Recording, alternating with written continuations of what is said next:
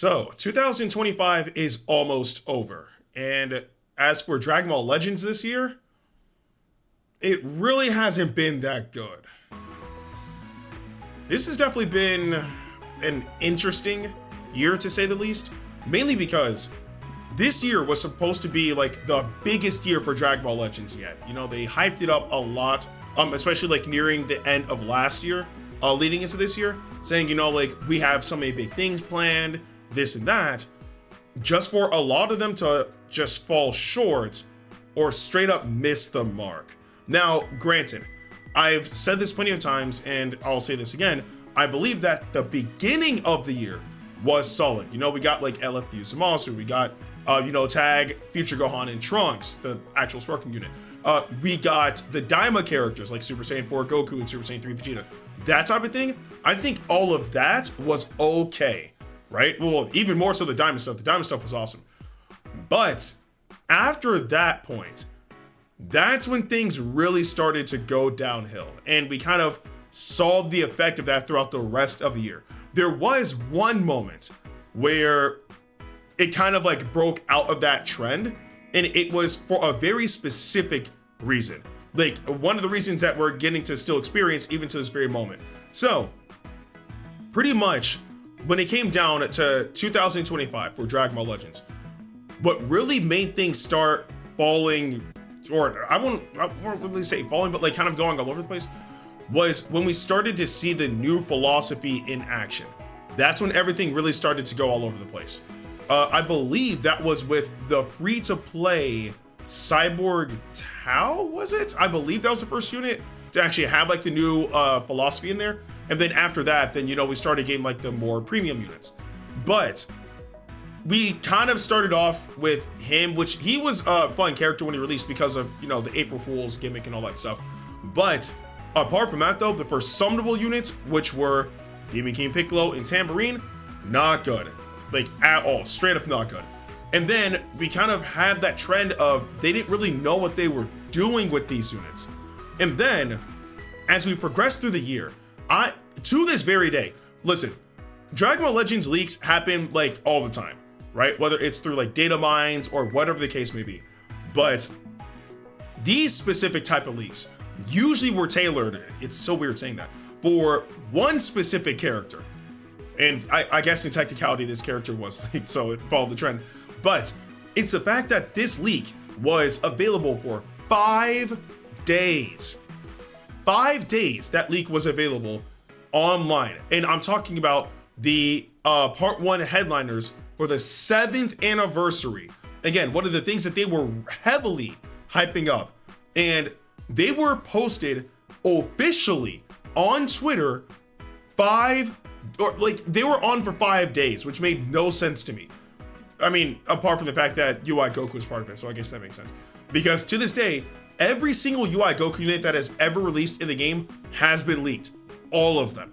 So the fact that they managed to post that on Twitter it was on Twitter for 5 days before people realized it, and then they took it down, was ridiculous. And it wasn't just like them showing the art of the characters. We also got to see some of the animations as well, which absolutely blew my mind because it ruined the excitement, in my opinion, for part 1, right? Now, though they did heavily mess up with part 1 of the anniversary, I will say one thing that really did kind of, bring the standard back up was part 3. Part 3 really went crazy because for the first time ever, we finally got a dual Ultra banner, right? One for Super Saiyan Goku and one for Full Power Frieza. And that was really good. I think like everybody was excited to be able to have like more than one Ultra unit. They worked on the same team.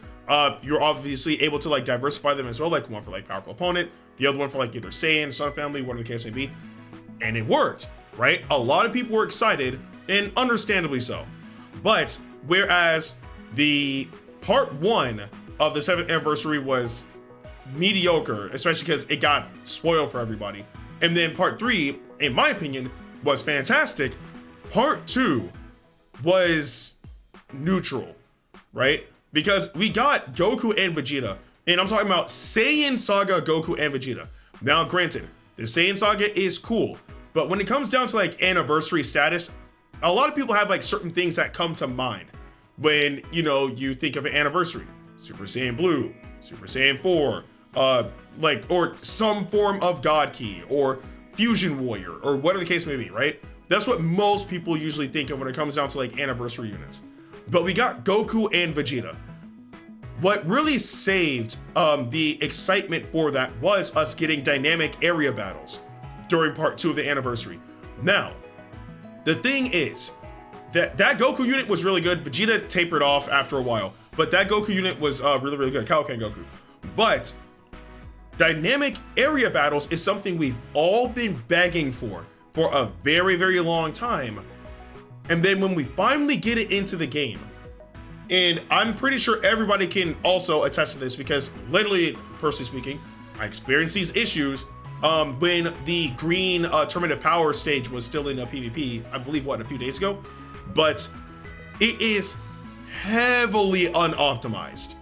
And that's been a problem since its inclusion, actually. Like, it's really cool that we finally get to have an extra element added to PvP. We can knock them to the ground. It helps deal extra damage, gives us like a different type of visual appeal with the game. Like, and they also added like overcharge and like overdrive, right? Which is cool. But the dynamic area battles specifically are heavily unoptimized. And you can tell because in most scenarios, when you're on the ground, the game will lag. It doesn't matter how powerful your phone is. The game will slow down. Adding the game slowing down because it can't handle that on top of people naturally having lag makes a terrible experience. But once you get into the air, all that like game lag stops. Well, again, depending on the circumstances, but more often than not, that game lag stops, which leads me to believe when it comes down to dynamic area battles, they have got to re-optimize that so that way it can be a smooth experience. I don't know how they'll do it, but it should be done because it's hindering the experience and hindering the enjoyment that people are having with this game. But that's just the anniversary at that point, because then we continue with the year. We ended up getting, I believe the next unit was LF Kefla. Correct me if I'm wrong, but I'm pretty sure she was the next unit. And she was cool, you know, like she didn't last that long, but she was cool. She was a glass cannon. We have multiple glass cannon units in the game, so that's not surprising. However, and don't even know where to begin with this one. This is the thing that pissed me off the most. Alongside LF Kefla, we also got, for the first time ever, a unit that I've also been like, you know what? I don't know how they don't have a Sparking unit yet. We got a Sparking Frost unit, who was also full power Frost at that. And you would think that with us getting him as a Sparking unit for the first time, he would be solid. And since we just got Ultra Full Power Frieza, we'd be able to pair them up together on some sort of like makeshift like LOE team and then make that work. No, that unit was easily one of the worst units to release this year. Hands down, was not good, which really pissed me off because I was really looking forward to a Sparking Frost because we never got one. We got Kaba, Kale, and Caulifla, Hit. Like, we got all of that before a Sparking Frost. We even got a Sparking Champa and Vados before Frost. And we finally got one, and he's terrible. Like, you quite literally could not use him. And then adding on top of that, then we had that like LOE campaign, and this one really bugs me. For the first time ever, and I mean like not even just like, you know, Sparking or EX, no. Like this character has never been in Dragon Ball Legends. We finally got King Cold. Can't use him. Now, granted, he was definitely better than Frost, but we got King Cold, and he lasted in the meta for like 3 minutes, right? And then we got, in that same banner, if I recall correctly, LF Metal Cooler, which the concept of the character was cool, but the execution was so poor that I straight up said this is the worst designed unit ever, like in Legends history. And very clearly the Legends team agreed with that because they revamped the unit. So it's just, I don't know what they were thinking when it came down to like some of the, I guess, thought process when it came down to some of these units. it makes no sense. And I can go on and on and on about units as well, but and we had some gems in there for sure. Like when we got Ultra Half Corrupted Fusion Zamasu, solid unit. We got Ultra Super Saiyan 4 Vegeta, great unit, really good unit. And now, you know, we're ending off the Legends Festival, and we've gotten some solid units here too. But it doesn't change the fact that it took a lot of struggles to get to the point where now, like, we have some units that we can use on a team. Granted, we're really only seeing one or maybe two, I should say, type of teams, which is really just like GT or like a mix of like Saiyan / Sun family or something, right? But I don't know. I'm just hoping that when it comes down to 2026, they really kick things up a notch and like just, we gotta stop getting units that are either lasting in the meta for like 5 minutes or are straight up dead on arrival. Like, I never thought that we'd have units like that ever again. And it sucks because we kind of got that. Like the last time I could think of like a unit that was, I'm talking about the epitome of dead on arrival, was the red sparking Pycon. And I believe that was back in year 2, right? That unit stood 0 chance in the meta. And again, I always reference, if you guys remember that one video where you see Pycon, you know, transform, and he gets obliterated by Vegito Blue's special move. One shot, Dom. The unit was useless. So I'm hoping that in the future, they stop giving us units that can't do anything, and we start getting units that have some sort of competence, if you will. But I mean, that's not the only thing too. Another thing that's been bugging me, even though this year, it's actually been pretty good with this, but it has been going on for far too long. The story mode has got to come to an end. It has to come to an end because the story mode, personally speaking, I think is incredible. We've seen so many characters, you know, come and go through the story. We've seen obviously original characters, you know, reach new heights, all sorts of stuff. It's been pretty cool, but we're entering 8 years now. Now, the story does seem like it's finally starting to wrap up, but there are moments where they just drag it out by just padding it with filler, and we don't really need that. So you can only keep a story going for so long before people start getting exhausted, if you will. So I'm hoping that when it comes down to the story mode, we finally get a conclusion soon. Like, I mean, with the way how the story looks like right now, it'd be kind of cool if we got Ultra Instinct Shallot.